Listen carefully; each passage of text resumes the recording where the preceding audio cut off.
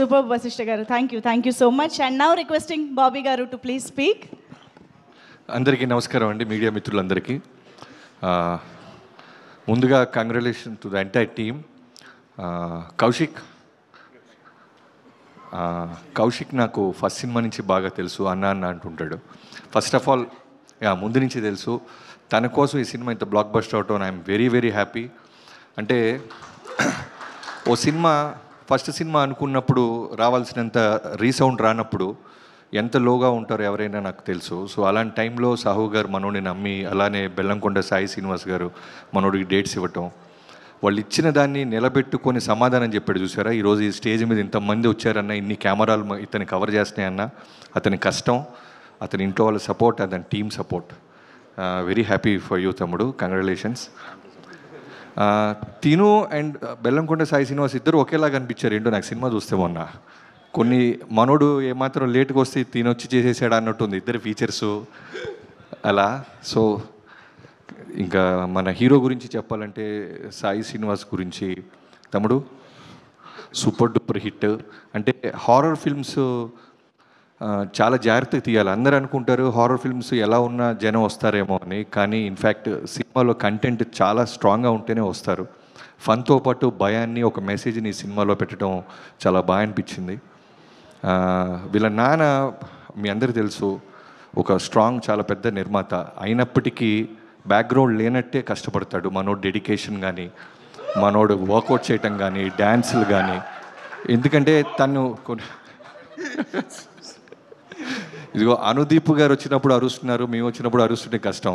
చాలా సింపుల్గా ఎస్కేప్ అయ్యాడు. అనుదీప్, నేను అనిల్ రావుపూడి గారు ఒకే రోజు చూసాం ఈ సినిమాని. అంటే అనుపమ రాగానే అనుదీప్ అరుస్తానే ఉన్నాడు, అదేంటో తెలియదు.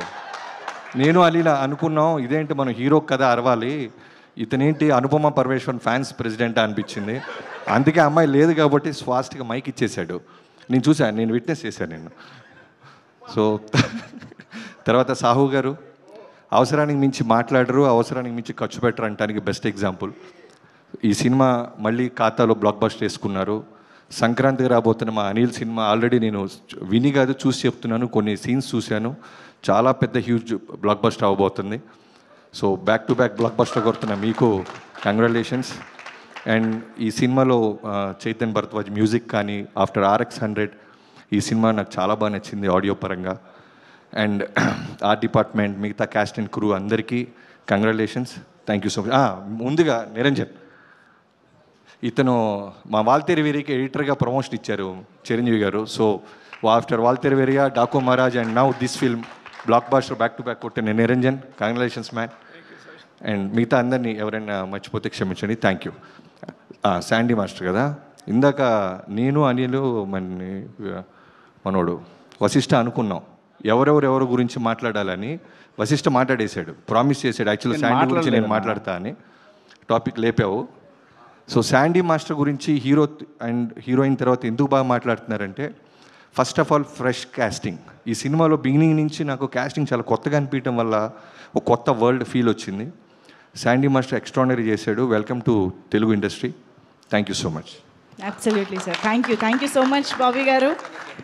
కాదు, నాకు ఒక డౌట్ ఉంది, అది డైరెక్టర్ని అడగాలి. కౌశిక్, నీకు ఈ చావు ఫ్యాంటసీ ఏంటో చెప్పా.